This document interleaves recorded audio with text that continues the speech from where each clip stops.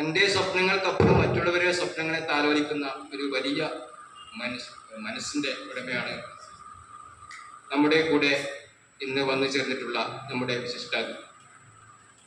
ചെറിയ പ്രായം മുതലേ ജീവകാരുണ്യ പ്രവർത്തനത്തിലേക്ക് ശ്രദ്ധയൂന്നിയ അദ്ദേഹം നടന്നു വന്ന വഴികളിലെല്ലാം പ്രകാശപൂരിതമാക്കിയിട്ടാണ് മുന്നേറിയിട്ടുള്ളത്. ആദരവുകളും ഒക്കെ നേടിയ അദ്ദേഹം നമ്മുടെ ഈ വേദിയിൽ ഇരിക്കുമ്പോൾ നമുക്ക് ഇന്ന് കിട്ടിയ ഒരു പ്രത്യേക സന്തോഷം തന്നെയാണ് അദ്ദേഹത്തിന്റെ ഈ സാമീപ്യം. ആയതിനാൽ അദ്ദേഹത്തെ ആദരിക്കേണ്ടത് നമ്മുടെയൊക്കെ കർത്തവ്യമാണ്. നമ്മുടെ അതിജീവനം കലാകാര ചാരിറ്റബിൾ ട്രസ്റ്റിന്റെ സഹയാത്രികൻ, കണ്ണൂർ ജില്ലയുടെ സഹയാത്രികനായ അദ്ദേഹം കാസർഗോഡ് ജില്ലയുടെ ഈ ഒരു പരിപാടിയിൽ വെച്ചിട്ട് ഒരു ആദരവ് കൊടുക്കുക എന്നുള്ളത് നമ്മുടെ ആദ്യത്തെ മര്യാദ എന്നതുകൊണ്ട് തന്നെ അദ്ദേഹത്തെ ആദരിക്കുന്നതിനായി ഞാൻ നമ്മുടെ രക്ഷാധികാരി ക്ഷണിക്കുന്നു. ആദരവ് ഏറ്റുവാങ്ങുന്നതിനായി അദ്ദേഹത്തെയും ക്ഷണിക്കുന്നു.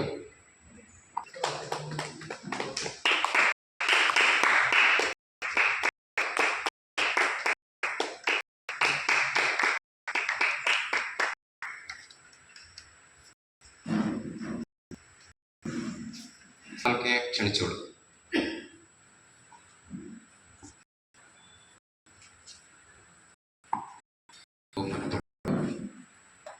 ജീവനം കലാകാര ചാരിറ്റബിൾ ട്രസ്റ്റിന്റെ വിഭാഗങ്ങൾ, ഇവിടെ ഇരിക്കുന്ന നമ്മുടെ അധ്യക്ഷൻ, അതുകൂടാതെ നമ്മുടെ സംസ്ഥാന പ്രസിഡന്റ് മുസ്തഫ, സെക്രട്ടറി പ്രകേശ, ഉദ്ദേശ് കുമാർ, ഗീത, മേഡം, എല്ലാ ഇവിടെ ഇരിക്കുന്ന സഹോദരി സഹോദരന്മാർ, എനിക്ക് ഇന്ന് ഇവിടെ ദൈവം ആ നല്ല സഹായത്തിന് നന്ദി. കൂടാതെ ഇവിടെ ഇരിക്കുന്ന പ്രസിഡന്റ്, സെക്രട്ടറി, ട്രഷറർ പെരുമാറ്റം, എന്നോടുള്ള നീക്കം, എന്നെ ഇവിടെ ക്ഷണിച്ചു വരുത്തിയതിൽ വളരെയധികം ആദ്യമായി നന്ദി. കാരണം കലാകാരന്മാർ പറഞ്ഞ കല നമുക്ക് തനിയെ, എന്നെ സംബന്ധിച്ചിടത്തോളം ചെറിയ പ്രായത്തില് കലാകാരത്ത് വന്നൊരു വ്യക്തിയാണ്. പഠിക്കുന്ന സമയം കലയോട് നല്ലൊരു താല്പര്യമായിരുന്നു. ഇവിടൊക്കെ പല ഫാൻസി ഡ്രസ്, മോണോക്ടി മിമിക്രി, പാട്ട് എഴുതുകയും ചെയ്യും. പ്രബന്ധ മത്സരത്തിലുള്ള നല്ല പ്രൈസൊക്കെ വാങ്ങിച്ചാണ്. അന്ന് മുതലേ എനിക്ക് കലാപരമായി നല്ലൊരു താല്പര്യം. അതാണ് ഈ അതിജീവനം കലാകാര കുടുംബ സംഗമത്തിൽ എനിക്ക് വരാനും വല്ല താല്പര്യമുണ്ടായി. നമ്മളെ മനസ്സിലുണ്ടായി. കല നമ്മൾക്ക് നല്ല ദീർഘായുസ് വർദ്ധിക്കും. കലാകാരന് എപ്പോഴും മനസ്സിന് സന്തോഷമുണ്ട്. അതുപോലെ ഇവിടെ നമ്മളെ സുഹൃത്തുമാതിരി നമ്മൾ രാത്രി ഉറങ്ങാൻ കിടക്കും, രാവിലെ കടി. നിങ്ങൾക്ക് എല്ലാവർക്കും അറിയാലോ വയനാടിന്റെ പ്രശ്നം. ആലോചിക്കുമ്പോൾ തന്നെ സങ്കടം. കാരണം എല്ലാവരും ചിന്തിക്കുക നമ്മളെ സ്ഥിതിയെ പറ്റി. നമ്മൾ ഇന്ന് നമ്മൾ നല്ല ജീവിക്കുന്നുണ്ടാവും, നാളെ എവിടെയാണെന്നറിയില്ല. ജീവൻ എല്ലാവരും മണ്ണിൽ പോകാം. ജീവനോട് പോയ ഓർത്തൊക്കെ നമ്മൾ ജീവിതത്തിൽ ചെയ്തു വരിക. അതാണ് നമ്മൾ സ്നേഹിക്കുക. എല്ലാ സ്റ്റേജുകളിലും കാസർഗോഡ് മുതൽ തിരുവനന്തപുരം വരെയുള്ള വാട്സാപ്പ് കൂട്ടായ്മയിൽ കുറെ സംഘടനകൾ. കാരണം മന്ത്രിമാരെ കൂടെയും MLA-മാരെയും MP-മാരെ കൂടെയും, അതുകൂടാതെ ആചാര്യ കൂടെ, അതായത് നമ്മുടെ പാലക്കാട് സ്റ്റേജിൽ ഇരുന്ന് നല്ല നല്ല പുരസ്കാരങ്ങൾ അവാർഡ് വാങ്ങിച്ച ഒരു വ്യക്തിയാണ്. കുറച്ച് മുമ്പ് കോഴിക്കോട് കോർപ്പറേഷൻ ടൗണിൽ APJ അബ്ദുൽ കലാം അവാർഡ് 25,000 വാങ്ങിച്ച ഒരു വ്യക്തിയാണ്.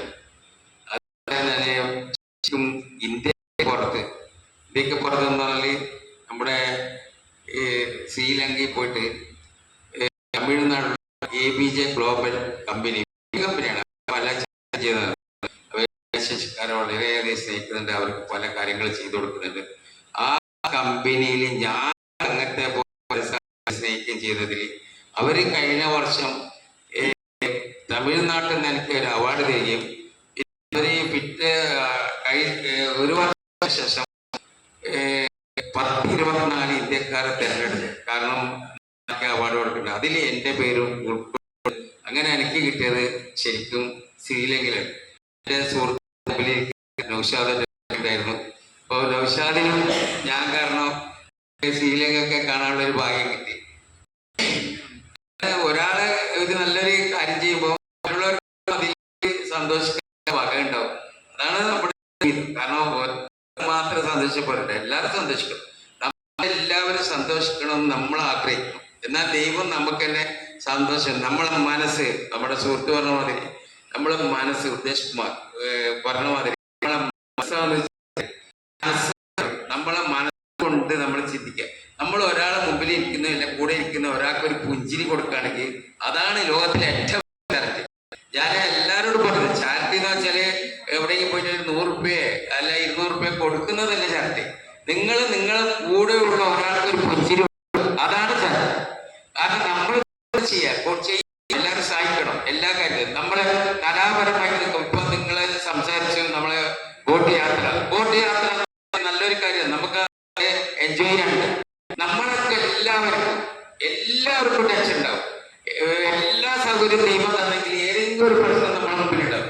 അങ്ങനെയാണെങ്കിൽ നമ്മൾ ദൈവത്തിന് മറന്നു. കാരണം എന്തെങ്കിലും അള്ളാഹ് ഒരു വിളിക്കണമെങ്കിൽ ഒരു ചെറിയ ടെൻഷന് അള്ളാഹുവിന്റെ ഭാഗത്ത് തന്നെ നമുക്കൊക്കെ ഉണ്ടാകുന്നത് അത് സ്വാഭാവികമാണ്.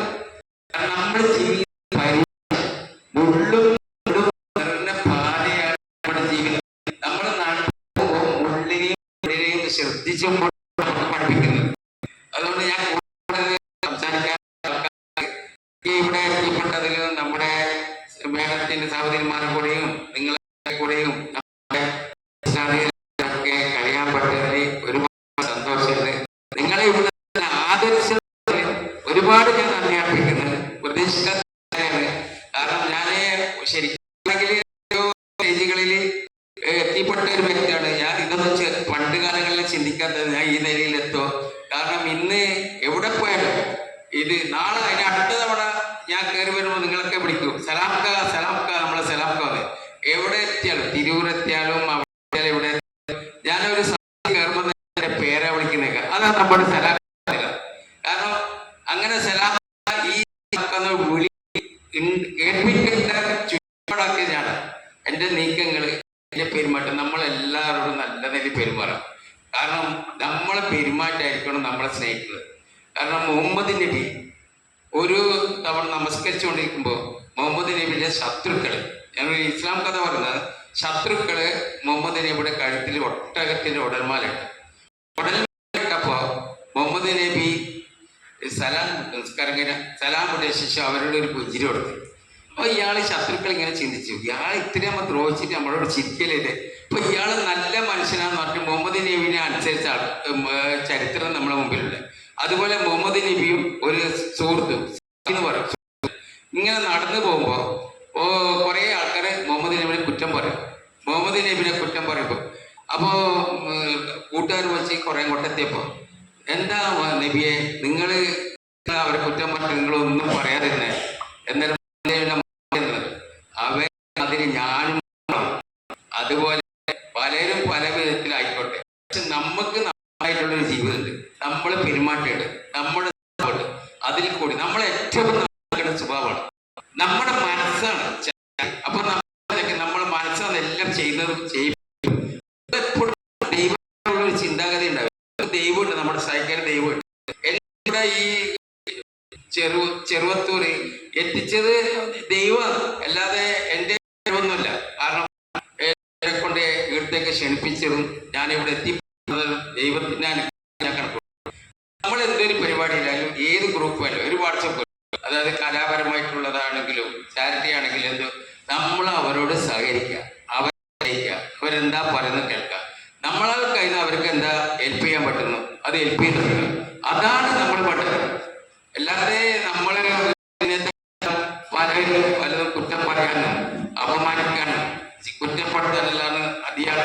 തുനിയുന്നത്. അതിന് നമ്മൾ നമ്മൾക്ക് ശത്രു നമ്മൾ ഒരു യുദ്ധത്തിന് എപ്പോഴും ഒരു ശത്രു ഉണ്ടാവും. എല്ലാറ്റിനും എതിരിട്ട് എല്ലാറ്റിനും നമുക്ക് ഓരോ എതിരുള്ളതാണ്. അതുകൊണ്ട് ഇൻഷാ അല്ലാഹ് അടുത്ത ബോട്ട് യാത്ര നമുക്ക് കൂടി യാത്ര ചെയ്യണം. അത് കൂടാതെ ഞാൻ പിന്നിൽ നമുക്ക് സമാധാനം ഒരു ദിവസം ഒരു എൻജോയ് ചെയ്യുമ്പോൾ അതിന് നമ്മളെല്ലാ പ്രയാസങ്ങളും അന്നത്തെ ദിവസം മറക്കും. ഒരു ദിവസം നമ്മൾ മറന്നതാണെങ്കിൽ പിറ്റേന്ന് നമുക്ക് അതിനെപ്പറ്റി ചിന്തിക്കുകയാണെങ്കിൽ ഒരു സന്തോഷം തന്നെ. അതിനെപ്പറ്റി പറഞ്ഞ് നമ്മൾ യാത്ര ചെയ്ത് ഇങ്ങനെ ഒരു ഹാപ്പി ഉണ്ട്. നമ്മളെ മനസ്സിൽ എപ്പോഴും ഇടയ്ക്കിടയ്ക്ക് ടെൻഷനുള്ള ആൾക്കാരെ, ഞാൻ ഇടയ്ക്ക് ടെൻഷനുള്ള ആളാണ്. കാരണം നമുക്കൊരു ടെൻഷൻ മാറണമെങ്കിൽ നമ്മൾ എപ്പോഴെങ്കിലും ഒരു ഞാൻ ഇടയ്ക്കിടയ്ക്ക് യാത്ര ചെയ്യുന്ന ആളാണ്. കാരണം എനിക്കിപ്പോ അടുത്ത കാലത്തേക്ക് ഒരു മാസത്തിന്റെ ഉള്ളിലായിട്ട് 4 പുരസ്കാരം വാങ്ങിയ ആളാണ്. കാരണം എൻ്റെ പ്രവൃത്തി, എൻ്റെ ചെയ്യുന്ന എനിക്ക് ഒരുപാട് ഭിന്നശേഷിക്കാര ഓട്ടിസം ഉള്ള കുട്ടികളെ എവിടെ അവരെ പരിപാടി എത്തുന്നത്. അപ്പം ഈ പരിപാടിയിലൊക്കെ ഞാൻ എത്താൻ കാരണം അവരുടെ സ്നേഹം, അവരെ സഹായിക്കണം, സാമ്പത്തികമായിട്ടും മനസ്സിലും സ്നേഹിക്കണം, അവരെ കൂടെ കഴിയണം, അങ്ങനെയുള്ള ഒരു ചിന്താഗതിയാണ്. നമ്മൾ യാത്ര ചെയ്യുന്ന കാര്യത്തിൽ നമ്മുടെ സെക്രട്ടറി പറഞ്ഞ മതി, നിങ്ങൾ അതിൽ ഞാൻ നല്ല തിരക്കായിരുന്നു. സിദ്ദീഖലി അടുത്തായിട്ട് നല്ല തിരക്കാണ്. പിന്നെ 5 മാസം 4 പുരസ്കാരം, ആഗസ്റ്റ് 15 2 പുരസ്കാരം. ഒന്ന് കോഴിക്കോട് വെച്ച് മന്ദിരത്തിന്റെ അടുത്ത് നിന്ന് ഈ ഭാരതീയ പുരസ്കാരം. അതേ ദിവസം കണ്ണൂർ വെച്ചിട്ട് ആസാദി പുരസ്കാരം കിട്ടി. കോഴിക്കോട് നിന്ന് വാങ്ങി പെട്ടെന്ന് ഓടി ഇവിടെ എത്തി വാങ്ങി. ഇപ്പൊ 2-ാം തീയതി 2 പുരസ്കാരം കിട്ടുന്നുണ്ട്. എങ്ങനെയാ പോവാ? ഒന്ന് തിരുവനന്തപുരം, ഒന്ന് കോഴിക്കോട്. കാരണം അത് 2 വാങ്ങിയില്ല. ഞാൻ ഏതായാലും പോകുന്നുണ്ട്. തിരുവനന്തപുരം ഗാന്ധിയുടെ അവരെ ഞാൻ വാങ്ങിക്കും. കോഴിക്കോട് എന്റെ മകനെ വാങ്ങിക്കും. അതുകൂടാതെ 8-ാം തീയതി കേന്ദ്രമന്ത്രിയായിരിക്കും. അവിടെ എനിക്കൊരു ഈ പുരസ്കാരം പറയുമ്പോൾ നിങ്ങൾക്കും തോന്നണം സലാംക്കാക്ക് എങ്ങനെയാണ് ഈ പുരസ്കാരം വരുന്നത്, അത് സലാംക്കാന്റെ ത്യാഗം എന്താണ്, സലാംക്ക എന്ത് ചെയ്യുന്നത്. അതുപോലെ നന്മകൾ, നല്ല കാര്യം നിങ്ങൾ ഒന്നുമില്ലെങ്കിൽ നിങ്ങൾക്ക് ഒന്നും ചെയ്യാൻ സ്വന്തം അയൽവാസി സ്നേഹിച്ചാൽ മതി. നമ്മുടെ മുഹമ്മദ് നബി പറഞ്ഞിട്ടുണ്ട്, അയൽവാസി പട്ടിണി എടുക്കുകയാണെങ്കിൽ നീ നടക്കരുത്. അപ്പൊ നമ്മൾ ഇതൊക്കെ നമുക്ക് പറ്റുന്നത് മുമ്പ് അയൽവാസി സ്നേഹിക്കണേ വേണം. നിങ്ങളെ സഹായിക്കുന്നില്ല, സാമ്പത്തികമായിട്ട് എന്തെങ്കിലും അവർക്ക് സഹായിച്ചു കൊടുക്കുക, അവരോട് നല്ല നിൽക്കുക, കൂട്ടുകുടുംബത്തിൽ കൂട്ടിപ്പിടിക്കുക. ഇങ്ങനെ നല്ല നല്ല കാര്യങ്ങൾ ചെയ്യുമ്പോൾ തന്നെ നമുക്ക് മറ്റുള്ളവർ കണ്ടാൽ നമുക്ക് പുരസ്കാരമില്ല. അവര് കഴിഞ്ഞ വർഷം സോഷ്യൽ വർക്ക് എന്ന നിലയിൽ ഞാൻ ഡോക്ടറേറ്റ് വാങ്ങിയ ഒരു വ്യക്തിയാണ്. അപ്പൊ അതുകൊണ്ട് എന്നെ പോലെ നിങ്ങൾ പരിശ്രമിക്കുക. ഞാൻ മുതലേ ഇങ്ങനെയുള്ള എന്നെ ഈ ചായ പ്രവർത്തനത്തിൽ കൊണ്ടുപോകുന്ന മാതാപിതാക്കളാണ്.